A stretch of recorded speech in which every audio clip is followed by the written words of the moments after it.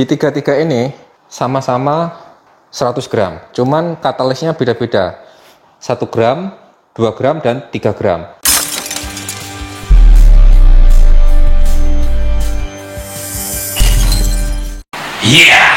Kembali di channel Bukan Arsitek, video duduk. Gini, banyak teman-teman itu nanya mengenai polyester ya, karena memang di channel ini kan ada beberapa versi, tapi ya tetap di bidang seni tentunya, karena saya bertujuan untuk menghidupkan seni kreatif di negara kita ya, khususnya untuk bangsa kita yang sekarang ini di masa pandemik ini banyak yang katanya pada nganggur karena dampak COVID ini, banyak PHK, kerjaan pada dikurangi, terus banyak perusahaan tutup. Makanya saya sebenarnya bukan ahli politik, bukan ahli negara-negara gitu, bukan. Tapi saya itu orang seni yang intinya kepengen bangsanya maju gitu, bangsa sendiri maju.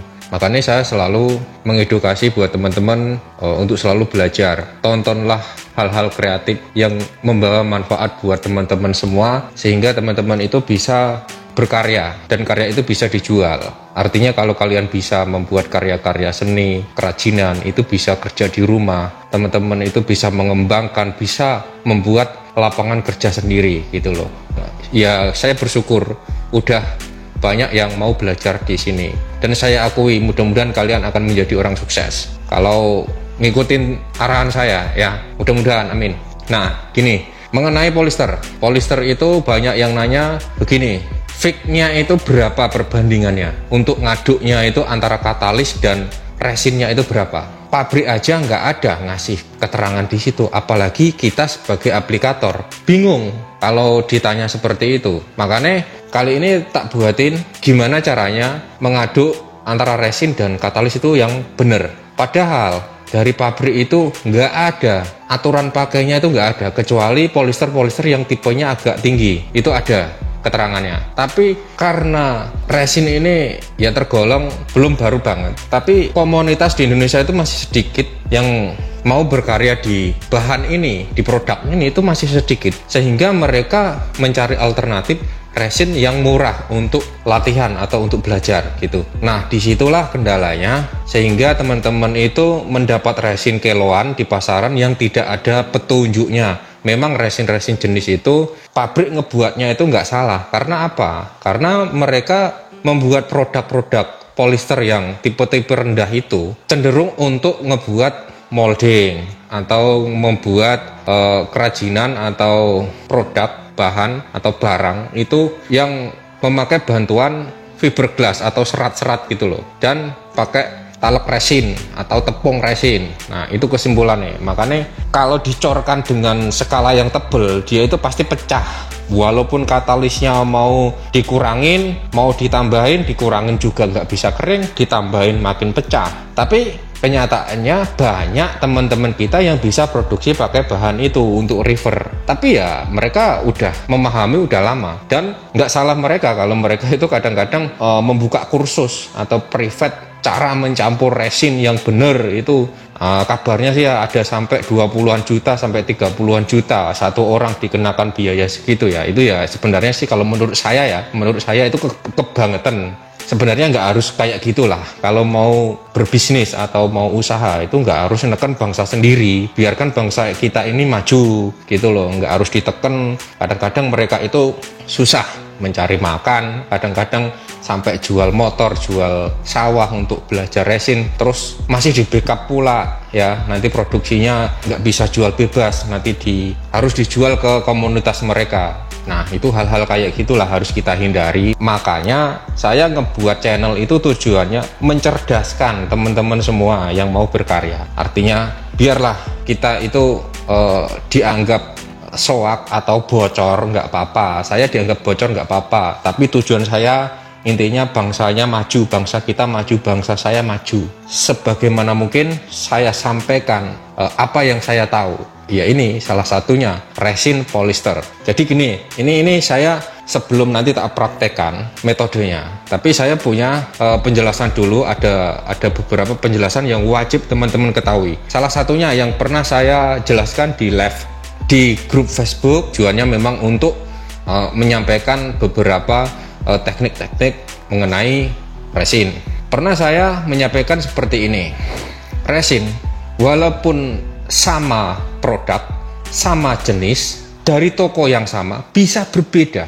Ya contoh, kenapa bisa berbeda? Satu, contoh ini, contoh kecil. Resin itu dalam satu drum, kalian ngebeli tanggal 1, otomatis drumnya udah dibuka.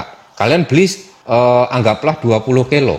Terus tanggal 1 ke tanggal 30 ada jeda 30 hari. Kalian beli lagi 20 kilo lagi. Itu kualitasnya belum tentu sama dengan yang dibeli di tanggal 1. Karena apa? Udah kebuka dalam jangka sekian 30 hari ya, itu kualitasnya akan berbeda. Belum tentu lebih bagus dan belum tentu lebih baik. Nah itu salah satu contohnya. Kita juga nggak tahu berapa lama para pedagang-pedagang itu menyimpan resin, ya kan? Kita nggak tahu, karena di situ tidak ada tanggal expirednya, kecuali kalau makanan ada. Kalau kita beli makanan bungkus-bungkusan gitu, expired tanggal sekian. Kalau di makanan ada, tapi kalau di resin nggak ada. Itu yang membuat kita nggak tahu, mau menjelaskan, itu kita nggak bisa gitu loh. Artinya gini, misalkan saya kasih tahu, resin per 1 kilo katalisnya 10%. Kalau yang saya pakai sekarang itu nggak pecah, bagus. Tapi yang kalian pakai belum tentu sama yang saya pakai, walaupun merek sama, produk sama gitu loh. Itu satu. Kedua, mengenai cuaca. Nah cuaca itu gini, cuaca itu kan ada dingin, ada sedang, ada panas, ya, ada dingin banget, ya, ada panas banget. Nah makanya itu mempengaruhi, efek paling penting adalah cuaca. Karena apa? Cuaca dingin, kalian kasih katalis 10%, dia keringnya maksimal, bagus, nggak pecah. Efek panas kasih 10%, pecah. Efek sedang kasih 10%, ada yang pecah sedikit. Efek dingin banget, malah nggak mau kering. Nah itulah kesusahannya kalau di resin polister yang tipe rendah atau resin katalis yang tipe-tipe rendah. Itu memang produk ini dirancang bukan untuk pengecoran skala tebal. Satu-satunya solusi adalah kalian ngecornya jangan tebel-tebel per layer. Artinya gini, layer pertama 5 mili, layer kedua 5 mili. Apabila kalian membutuhkan ketebalan sampai 10 cm, berarti kalian ngecornya sampai 20 kali. Loh kok ribet gitu, nggak kayak orang luar, nggak kayak teman-teman yang lain. Apakah teman-teman tahu kalau yang dipakai orang luar itu resin polister? Enggak, mereka pakainya epoksi. Epoksi mereka juga nggak ada di Indonesia. Mahal epoksinya. 1 kilo epoksi mereka kalau dibelikan polister bisa mendapatkan sekitar kurang lebihnya 50 kilo. 1 kilo. Bayangin, itulah yang membedakan mereka main jor-joran gitu, karena epoksinya memang low, dingin. Jadi ketika dicampur dengan hardener, dia itu nggak panas, dia dingin. Tapi pengeringannya sampai 7 hari kalau yang mereka pakai. Nah, yang kita pakai itu jenis epoksi juga nggak begitu low ya. Dia sekitar 6-7 jam udah mulai mengeras atau mulai ngegel. Berbeda lagi dengan polister atau resin katalis. Resin katalis itu sangat cepat, nggak sampai main ini hitungan jam ya, kadang 5 menit aja udah mulai ngegel, 10 menit udah mulai keras dia. Nah itulah yang membedakan kenapa kita banyak harus belajar mengenai produk resin katalis, yaitu salah satu alasannya. Nah oke. Tak ajarin cara mendeteksi resin yang kalian pakai, yaitu pencampurannya antara resin dan katalis. Kita pakai nanti perbandingannya, kita ambil sekitar 100 gram aja. Nanti kita buat 3 gelas. Nah ini saya udah siapin resin timbangan katalis. Jadi nanti kita buat masing-masing itu 100 gram. Kita masukkan dulu. Ini tadi kebanyakan ya. Kita ambil 100 gram aja.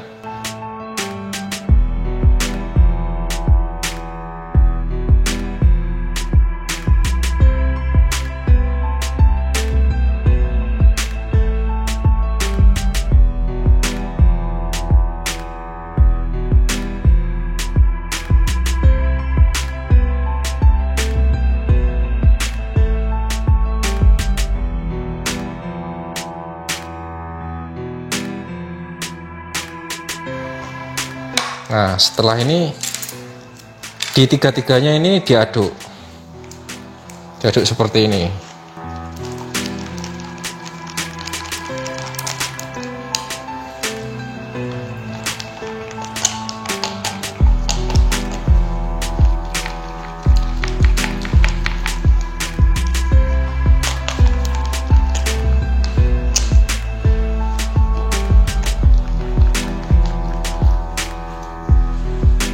Oke, ini di tiga-tiga ini sama-sama 100 gram, cuman katalisnya beda-beda, 1 gram, 2 gram, dan 3 gram. Nah, inilah yang menentukan kalian kalau mau kerjaan resin itu tanpa ada resiko. Artinya gini, di perbandingan 100 gram, kalau dikali lipatkan, misalkan gini ya, 100 gram itu kalau kalikan 10, itu sekitar 1 kilo, ya kan? Kalau dikasih katalis 2 gram, artinya dikali lipatkan 10 juga. Nah, itulah yang untuk menjadikan patokan teman-teman apakah bisa dipakai yang perbandingan 1%, 2%, atau 3%. Nah, itulah perbandingannya. Nah, itu pun harus seperti ini. Kalau kalian ngaduknya itu malam, membuat simulasinya itu malam, kalian harus mengaplikasikannya itu malam juga. Jangan kalian membuat simulasi seperti ini malam terus dipakainya siang. Nah, kalau kalian membuat simulasi siang, ya pakainya siang gitu, karena pasti akan menemukan hasil yang berbeda gitu. Oke, kita tunggu berapa lama keringnya, terus apakah berdampak pecah, panas. Kalau terlalu panas artinya jangan kalian pakai walaupun tidak pecah gitu ya. Tapi kalau suhunya dingin, panasnya nggak terlalu panas, ya bisa kalian referensikan untuk pengadukan skala besar.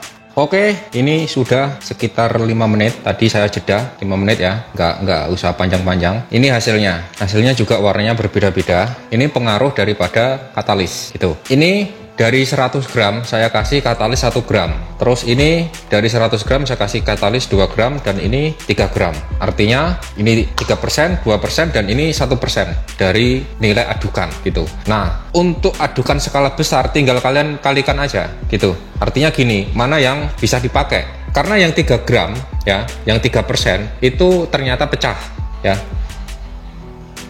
Ini pecah dan panas sekali. Terus resinnya berubah menjadi kuning karena terlalu overheat atau kepanasan, kebanyakan katalis. Jadinya seperti ini, kekuning-kuningan. Nah, ini agak kuning dan agak bening. Ini tadi katalisnya 2 gram dan ini pecah tapi nggak begitu banyak. Terus yang ketiga, ini katalisnya 1% dari nilai adukan.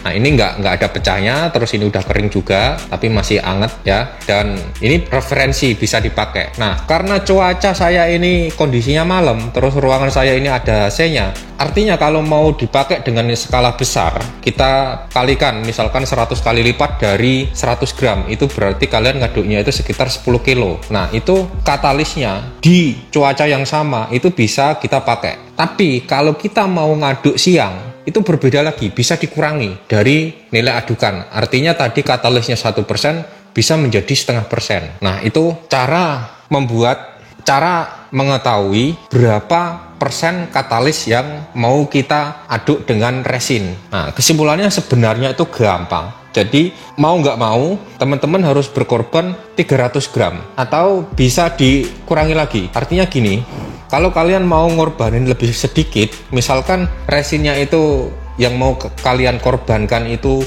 lebih kecil, itu kalian uangnya sekitar 10 gram, 10 gram, 10 gram. Nah, 1% dari 10 gram itu 0,1, 2% dari 10 gram itu 0,2, dan seterusnya 0,3 gitu cara mengalihkannya. Jadi kalian harus pakai kalkulator juga, terus pakai timbangan digital sehingga kalian bisa menemukan akurasi yang pas. Dan harus diingat, cuaca ketika kalian membuat simulasi harus disamakan ketika kalian mau mengaduk realnya atau mengaduk yang untuk dituangkan di moldingnya gitu. Artinya seperti yang saya jelaskan tadi, karena saya cuacanya dingin, AC, dan besok teman-teman juga harus sama, jangan berbeda gitu loh. Sebenarnya kalau teman-teman itu mau bayar katakanlah sekolah resin yang mahal-mahal, itu pasti seperti itu cara untuk mengetahui berapa persen katalis yang harus kita campur ke resin gitu.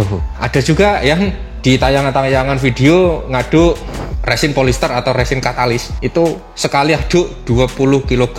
Jangankan 20 kg, 100 kg juga nggak bisa pecah. Asal medianya itu makin besar, terus ketebalannya itu makin tipis. Artinya gini, mereka ngaduk 100 kg, tapi dituangkan itu nanti ketebalannya cuma 1 cm atau nggak sampai 1 cm. Karena mereka itu tidak melampaui kapasitas. Itu satu. Yang kedua, makin lebar media yang kalian cor itu akan makin mudah suhu panas daripada resin ini bisa keluar gitu. Kecuali kalau 20 kg tadi dicorkan dengan ketebalan langsung 2 cm atau 3 cm bahkan 4 cm, itu pasti pecah.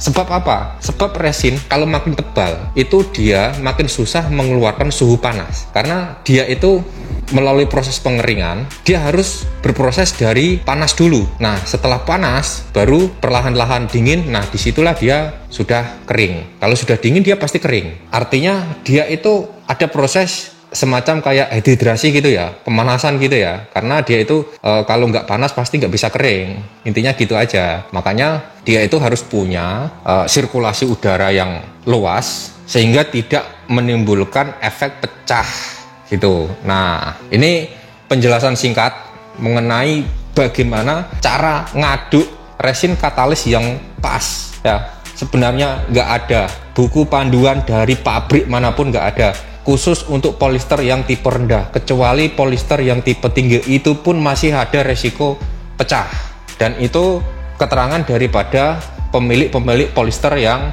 levelnya itu high gitu. Kecuali kalau epoxy itu ada keterangannya, cuman dia ada batas maksimalnya. Batas maksimalnya itu biasanya 2 cm, 3 cm, tapi kalau di Indonesia yang lebih dari 3 cm kayaknya belum ada. Nah itu teman-teman harus ketahui juga bahwa bermain resin itu ada aturan pakai dan harus ada yang dikorbankan sehingga kalian mendapat komposisi yang tepat. Jangan terus pesimis ya. Apabila ada yang beberapa pertanyaan dan saya itu menjawabnya agak muter-muter ya, karena memang nggak bisa dijawab secara data. Makanya saya ngebuat video ini, mungkin barangkali ada yang nanya hal-hal serupa. Selanjutnya nanti video ini untuk ngejawab pertanyaan itu. Oke? Tunggu video-video yang akan datang. Mudah-mudahan video ini sangat bermanfaat buat teman-teman, khususnya yang baru bermain resin polister.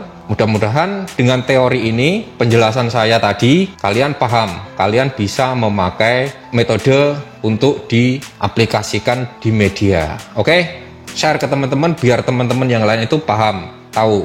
Jangan dimonopoli kalau kalian tahu ya. Karena ilmu itu untuk di-share, untuk dibagikan. Ilmu yang baik itu, ilmu yang berkah itu, ilmu yang bermanfaat itu untuk dibagi-bagikan. Jangan takut kalau banyak orang bisa, terus kalian takut banyak pesaing. Salah. Justru banyak orang yang menekuni bidang ini, usaha kerajinan bidang resin kreatif, itu akan banyak diminati oleh konsumen. Artinya kesempatan kalian makin besar, market kalian makin besar, sehingga bangsa luar mencium dan melihat bahwa orang kita itu banyak yang kreatif, banyak yang pinter. Oke, like, subscribe, ciao.